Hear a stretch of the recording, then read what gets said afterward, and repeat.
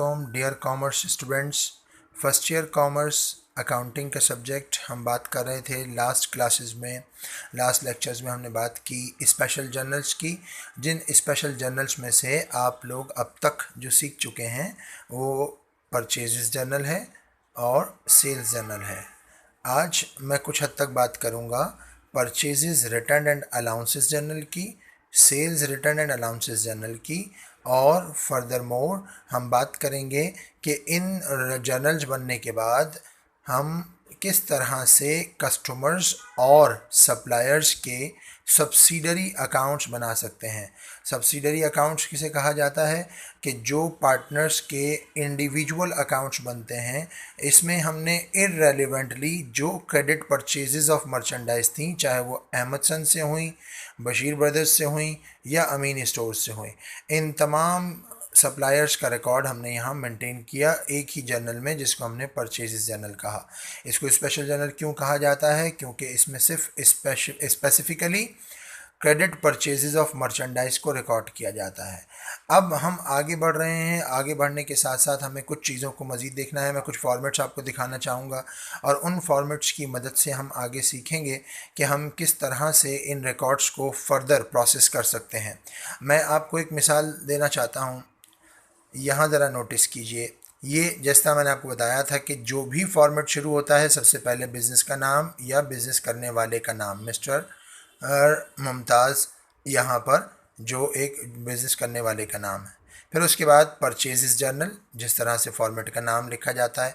For the month अगर आप लिखना चाहें, अक्टूबर या दिसंबर या अगस्त, जो भी आपका मंथ आपके पास हो वो आप लिख सकते हैं। लेकिन अगर ना भी लिखें तो क्योंकि यहाँ डेट के कॉलम के अंदर मंथ मेंशन होता है, लिहाजा ये एक मैंडेटरी लाइन नहीं होगी। तीसरी, इसी तरह से मैं आपको दोहराना चाहूँ कि इसमें इन्होंने नेम ऑफ सप्लायर्स दिया हुआ है, इनवॉइस नंबर दिया हुआ है। इनवॉइस नंबर के बारे में हम बात कर चुके हैं। नेम ऑफ सप्लायर्स का मतलब है राजा एंड सन्स, मतलब यहाँ पर ये वो पार्टीज़ हैं या वो सप्लायर्स हैं जो इनको गुड्स सप्लाई करती हैं, या मिस्टर मुमताज़ जिनसे क्रेडिट मर्चेंडाइज परचेज़ करते हैं। ये उन अफराद के नाम हैं, उन सप्लायर्स के नाम हैं। इनको अमाउंट के तौर पर इनको मेंटेन किया गया और फिर इनका टोटल एक last closing entry, adjusting entry या रिकॉर्डिंग एंट्री, जो कि हमने एक कंट्रोलिंग अकाउंट के लिए की, अगस्त 31 परचेज अकाउंट डेबिट और अकाउंट्स पेबल क्रेडिट, यहाँ पर इसका टोटल हो गया। अब इसके बाद जो फर्दर स्टेज आती है वो बिल्कुल फॉर्मेट इसी अंदाज में होता है जिस अंदाज में हम परचेज जर्नल और सेल्स जर्नल बना चुके हैं। लेकिन अब सिर्फ फ़र्क ये होगा कि इसमें हम रिकॉर्डिंग करेंगे सिर्फ उन ट्रांजैक्शंस की जिनका ताल्लुक क्रेडिट ख़रीदी हुई मर्चेंडाइज़ को वापस करने से है। सिर्फ क्रेडिट ख़रीदी हुई मर्चेंडाइज़ जो वापस की जाएंगी, रिटर्न होंगी, उनके लिए ये फॉर्मेट बनेगा जिसको purchases return and allowances journal कहते हैं। इसका फॉर्मेट भी सिमिलर होगा, डेट आएगी आपके पास। सिर्फ फ़र्क क्या होगा कि इनवॉइस नंबर की जगह यहाँ परचेजेस रिटर्न एंड जर्नल में हमने डेबिट मेमोरेंडम यानी डेबिट मेमो नंबर लिखना है। डेबिट मेमो नंबर, ये डेबिट मेमो नंबर क्या होता है कि जब हम अपनी ख़रीदी हुई चीज़ें किसी सप्लायर को वापस करते हैं तो वो हमें एक नोट बना कर देता है जो एक बिल की शक्ल में हो या एडजस्टमेंट की शक्ल में हो, जिसको हम डेबिट मेमो नंबर कहते हैं। डेबिट मेमो इसको क्यों कहा जाता है? क्योंकि ये रिकॉर्ड का हिस्सा होता है, एक मेमोरेंडम का हिस्सा होता है, लिहाजा इसकी मदद से हम अपने सप्लायर्स को पेमेंट करते वक्त एडजस्ट कर सकते हैं।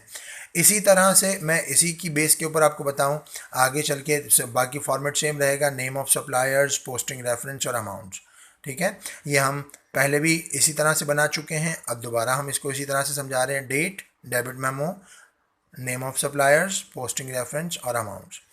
इसी तरह से हमने इसको क्लोज किया 31 अगस्त को, accounts payable debit and purchases return and allowances credit. ये एक journal entry and at the end of format आपको पास करके दिखानी होती है। ये फॉर्मेलिटीज़ का हिस्सा है, यानी परचेजेस जर्नल और purchases return and allowances journal, ये दोनों कंटिन्यूटी के अंदर अब आप बना चुके हैं, अब आप इसको समझ चुके हैं। इसमें अगर किसी किस्म की अगर कोई प्रॉब्लम आती है तो आप मुझे इनबॉक्स कर सकते हैं व्हाट्सएप के थ्रू, और मुख्तलिफ चैनल्स के ज़रिए आप मुझे इनबॉक्स कर सकते हैं।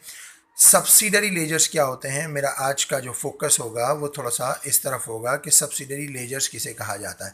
सब्सिडरी लेजर्स का मतलब होता है कि जितने भी सप्लायर्स हमारे पास परचेजेस जर्नल में इन्वॉल्व हुए हैं उन तमाम सप्लायर्स का अलहदा अलहदा अकाउंट बनाना। जस्ट सपोज़ हमें यहाँ नज़र आ रहा है कि हमारे पास यहाँ पर 3 सप्लायर्स इस्तेमाल हुए हैं, राजा एंड सन्स, वसीम और इकबाल। इन तीनों सप्लायर्स का अलहदा अलहदा एक अकाउंट बनाना है जिसको क्या कहते हैं, सब्सिडरी लेजर्स कहते हैं। ये इसी के सब्सिडरी लेजर्स होते हैं, इन्हीं फॉर्मेट्स में से निकल कर आते हैं, इसीलिए इनको इनकी सब्सिडीज कहते हैं। इनकी फॉर्मेलिटीज़ क्या होती हैं इनके बारे में ज़रा थोड़ा सा समझ लीजिए, फिर इसके बाद हम बात करेंगे। जिस तरह से नॉर्मली हम जर्नल बनाते थे, अगर मैं सिर्फ इस कॉलम को यहाँ हटा दूँ तो आपको नज़र आ रहा होगा date, particulars, posting reference and debit and credit.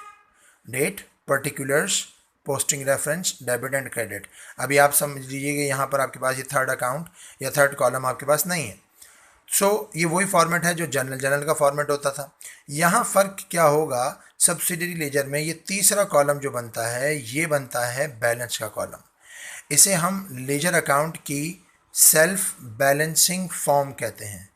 Subsidiary ledgers तो इसको कहा जाता है क्योंकि ये अलग-अलग बनते हैं, लेकिन जो इसकी शक्ल बनी हुई है, जो ये फॉर्म बनी हुई है, इस फॉर्म को, क्योंकि अभी तक आप जो लेजर अकाउंट्स बनाते हुए आ रहे थे उसको आपने टी अकाउंट की शक्ल में बनाया था।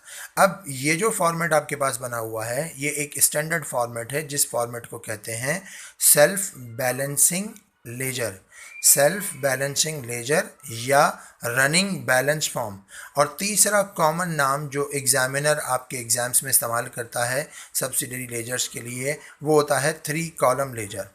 हम अपनी गुज़िश्ता क्लासेस के अंदर आपको समझा चुके हैं कि कॉलम्स की तादाद का, किसी भी फॉर्मेट के कॉलम्स की तादाद का अंदाज़ा उसके अमाउंट के कॉलम से लगाया जाता है।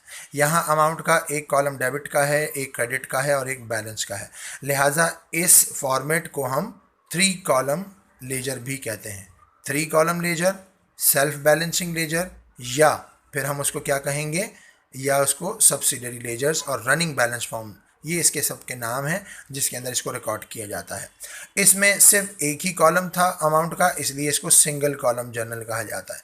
ये 3 कॉलम जर्नल कहलाएगा या 3 कॉलम लेजर कहलाएगा।